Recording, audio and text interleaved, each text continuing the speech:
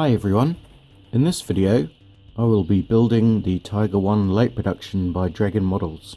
This particular Tiger was commanded by Michael Wittmann and also includes a figure of him in this box. I have done a review of this model in an earlier video. If you'd like to check that out, the link is below. I will be mainly building this from the box, and I will be replacing some parts here and there with some scratch built material. Okay, let's go ahead and get on with the build.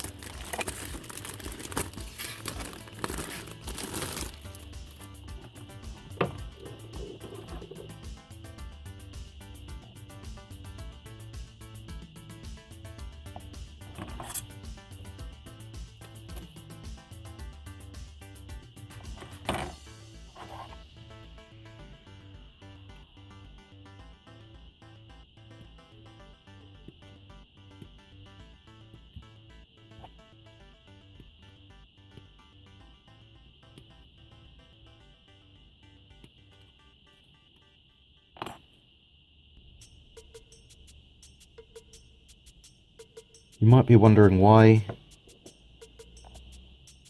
I stick my wheels together before cleaning them up. I just find that gluing them together and then cleaning them gives you a more uniform and consistent finish. I found a really great way to clean up the wheels. Just attached it to my cordless drill.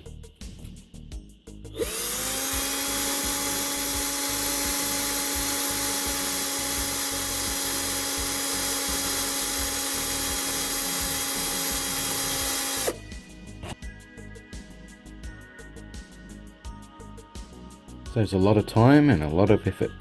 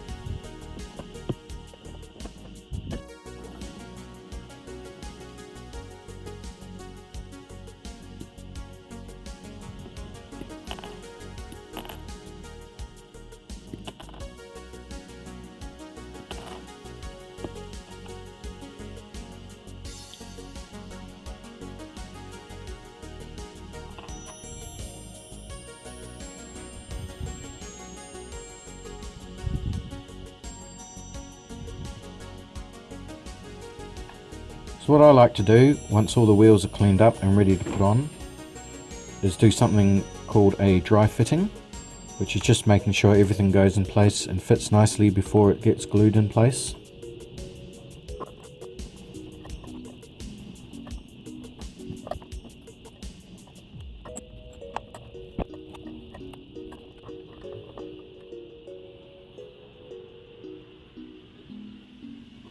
So that's looking pretty good. They're all lined up nicely.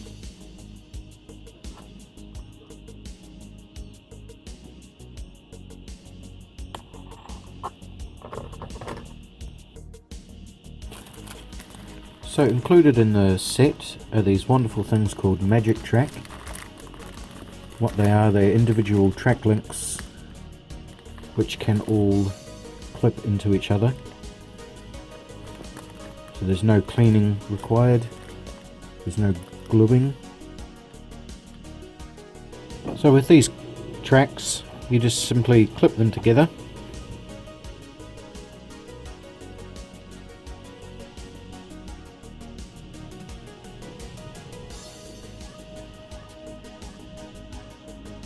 And what's really great about these is there's no gluing required.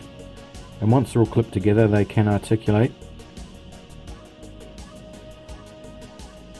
So they can be put around sprockets and things nice and easily. And you can get everything lined up before you glue it in place. Also included in the set, they've put in these two guides for the tracks. One for the front sprocket, one for the back sprocket. So you can get them in just the right position for the tiger before you glue it in place. Really handy to have.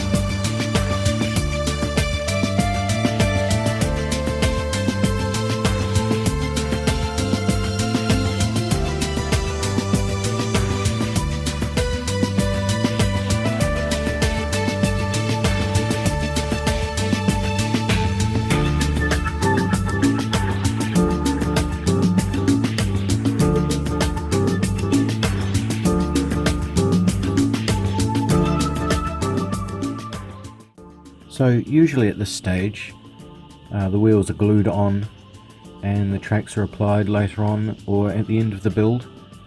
This time I've decided to do something a bit different. Instead of gluing the wheels to the model, I'm going to be gluing the tracks to the wheels, leaving that whole system free to be removed for ease of painting. So I used those guides to do the front and the back, and then 2 strips for the top and the bottom, and then I went ahead and glued them all to the wheels, and the wheels are free from the model at this stage. So the whole unit can be removed.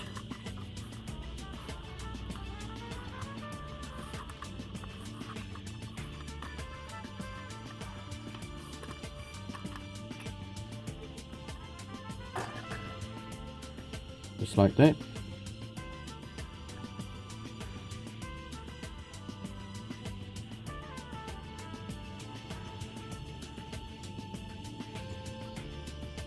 So as I said, it's just a lot easier to get in there and do painting,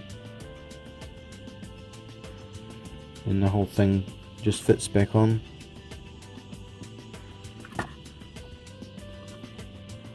Like that.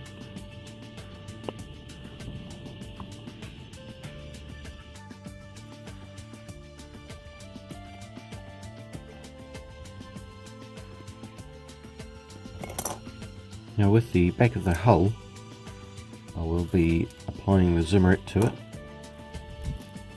I'll be using the sheet here. Now the zimmerit has most of the details on there, but what I'm going to be doing is cutting around those because they're already on the model and it's easier than trying to remove these from the actual model.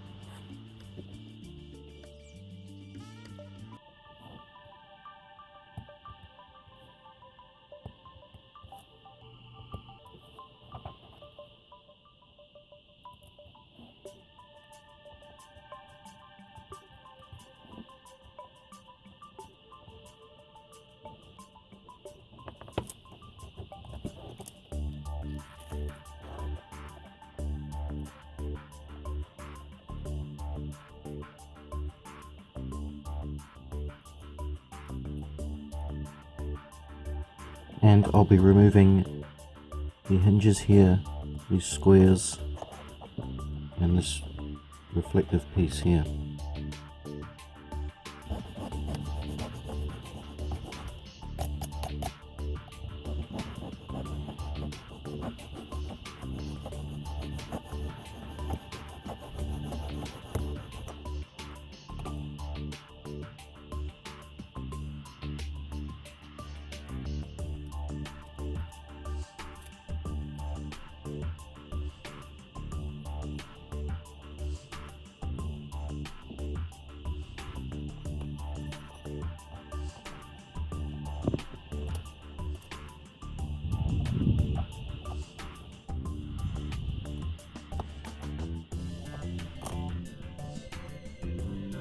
And there's the back of the hull with the zimmerit applied.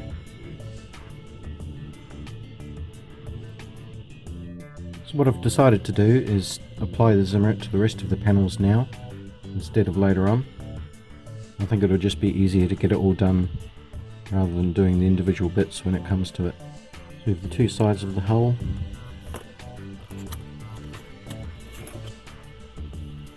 The front panels of the hull.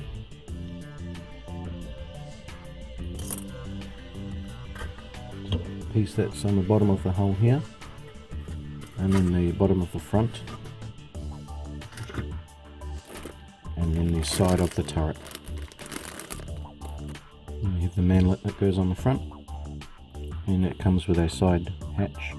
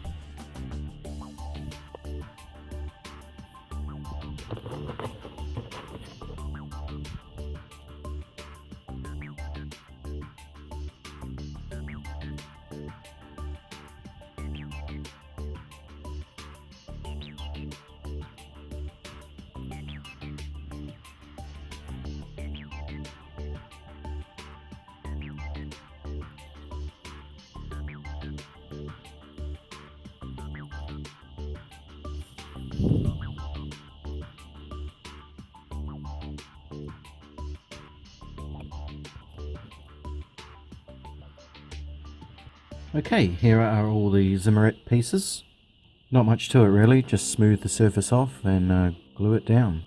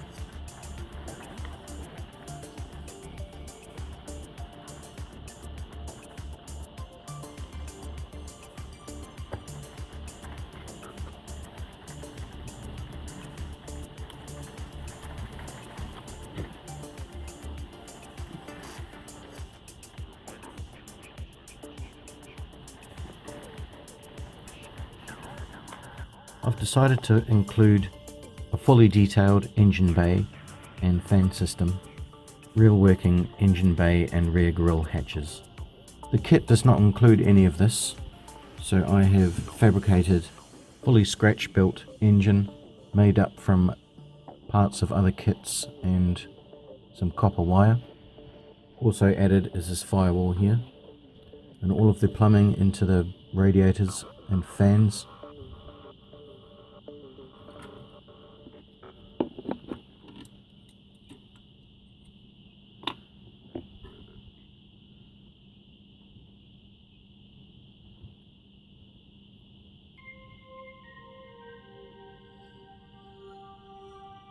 It's not completely accurate, but it looks close enough for what I'm going for. I have also scratch built some detail work on the underside of the engine bay hatch. So now that I've completed all of the interior that will be able to be seen from the outside of the tank, all this will be primed and painted, and then the hull will be sealed up.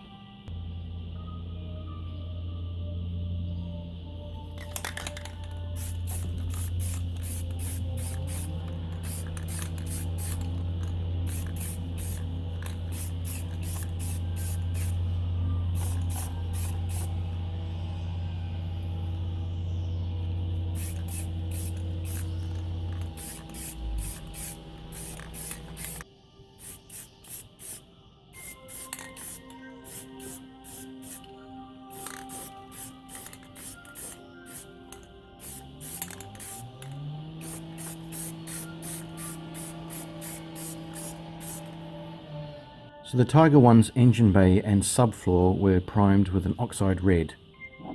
I'm going to be using Flowquill's oxide red. It's their railroad colours.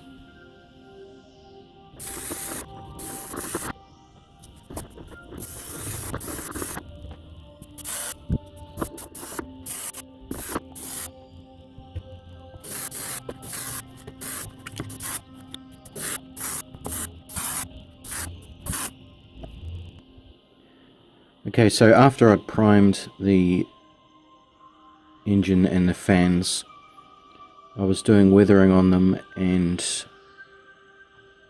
I had some spirits react with the paint on the engine hatch. It made it go all gummy and sort of started to corrode the actual plastic.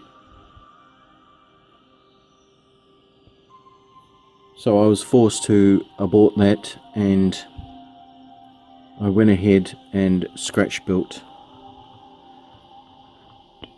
a hatch from some styrene. I managed to salvage a couple of parts from the original hatch on the inside.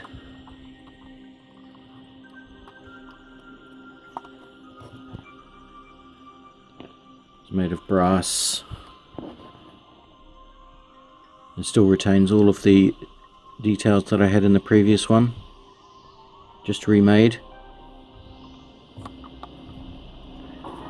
Also on this one I have working latches, as well as on the grill hatches. See, the way they work is the grill would be lifted up, and then this latch will clasp onto that there and just hold that in place.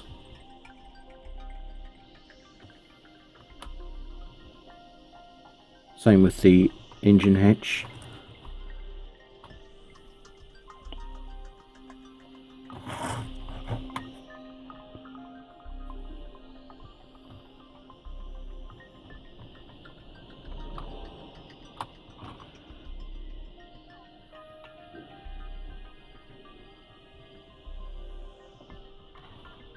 And that just holds that in place, and it won't fall closed on the crew.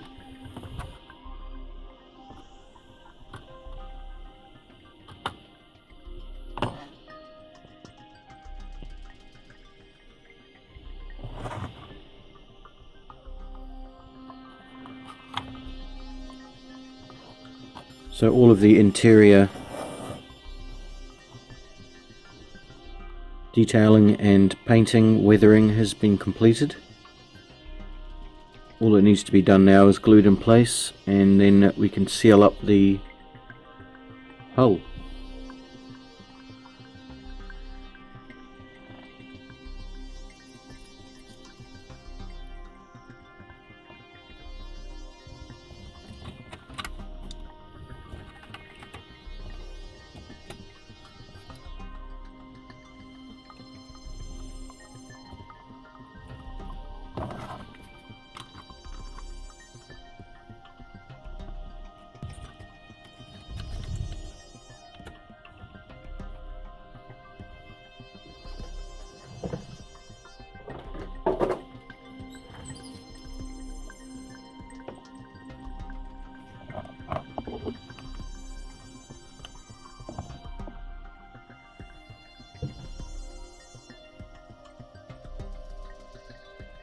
So before I secure the hull together, I need to install the front hatches. Then in the instructions it has to either have them fixed open or fixed closed. I want to be able to have both. So what I've done is I've made some hinges out of brass and attached them to the original pieces, which allows them to open and close.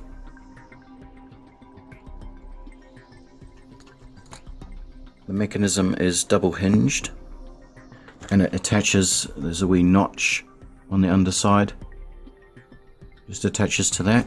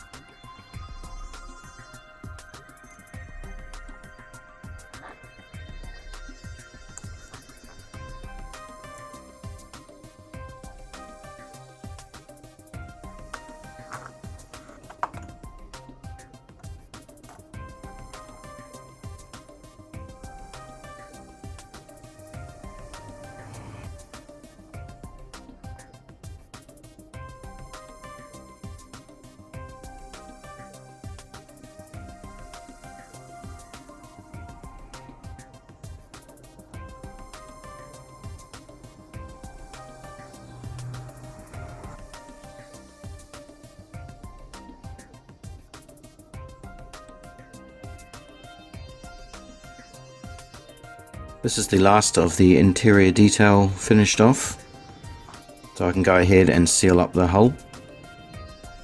The driver's viewing slot is able to be opened and closed. That's one of the features from the kit.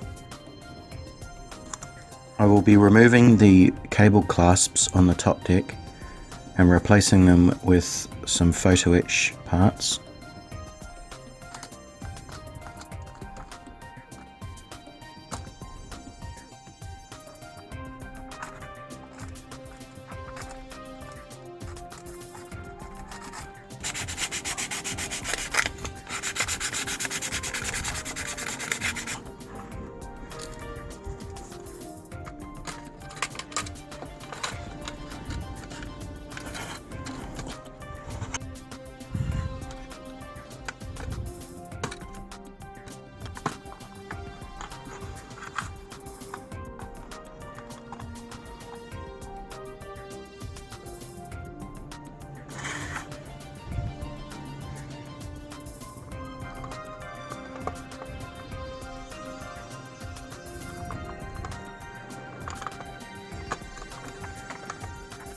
Once this is glued in, there'll be quite a few gaps to fill.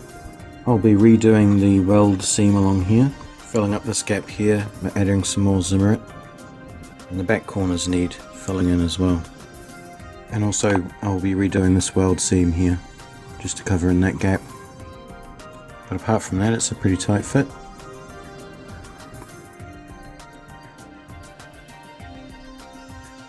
I've now finished filling in the gaps of the hull. Along the top, I used Tamiya's 2-part epoxy. Just rolled that into a long line.